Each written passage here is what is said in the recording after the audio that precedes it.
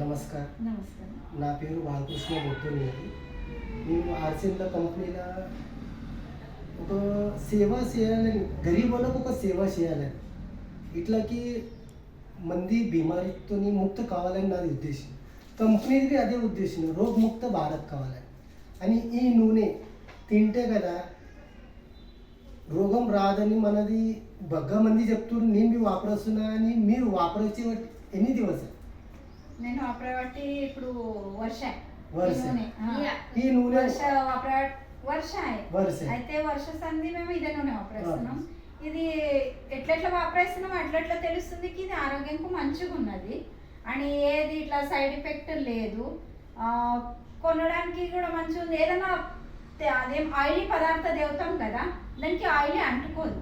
అని ఎవరైనా పర్సన్ అంటే మన గెస్ట్లు వస్తే ఏమన్నా తడలే పదార్థాలు చేసి పెడితే వాళ్ళు, అరే దీనికి నూనె అంటుకోలేదు కదా, ఈ పదార్థం అసలు నూనెనే లేదు, మీరు ఏం నూనె వాపరేస్తారని అడుగుతారు మాకు. అంటే ఇది వాపరేసింది మంచిగా ఉన్నది నూనె, అంటే చిప్చిప్పి కాదు అని, నూనె కూడా అంటుకోదు, దేవత కూడా నల్లగా కాదు నూనె. ఇవన్నీ క్వాలిటీలు ఉన్నాయి ఒక నూనె ప్యాకెట్లనే అని. మన ఇది మెసేజ్ ఏం ఎరికైనా మనకు గరీబోళ్ళు ఇది పిరమన్నంట నూనె, వాళ్ళకి ఏం చెప్తారు మీరు నూనె? ఇప్పుడు ఆరోగ్యమే మహాభాగ్యం అంటారు కదా, అయితే ఆ మహాభాగ్యం కోసం మనం ఇది పిరం అనుకోకుండా ఒక 4 రూపాయలు ఎక్కువ పెట్టి కొనాలని నాది ఒక ఒపీనియన్. ఎందుకంటే మనం లక్షలు వేల కొద్ది దవాఖాన ఖర్చు పెడతాం ఏదైనా రోగం వస్తే, అది నూనెతోనే అవుతుందని కొంతమంది డాక్టర్లు చెప్తారు. అని బయట కల్తీ నూనె కూడా బాగా ఉన్నది.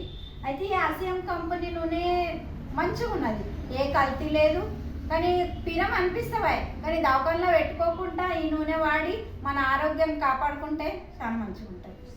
ధన్యవాదాలు. ఇది మంచిగా నువ్వు వాపరొచ్చినందుకు మా కంపెనీ తరఫున, నా తరఫున మీరు ఇట్నే ఎప్పటికీ వాపరాయాలని, నలుగురికి మీరు చెప్పాలని మా ఉద్దేశం. అది నలుగురికి మీరు ఇది నలుగురికి చెప్పినంతే వాళ్ళకు ఒక హెల్త్ మంచిగా పెట్టినలాగా అంతే, ఏం లేదు. ఇది రోగముక్త భారత్ చేసే దాని లోపల మీరు ఒక సహకారం ఉన్నారని మాకు ధన్యవాదాలు. ఓకే.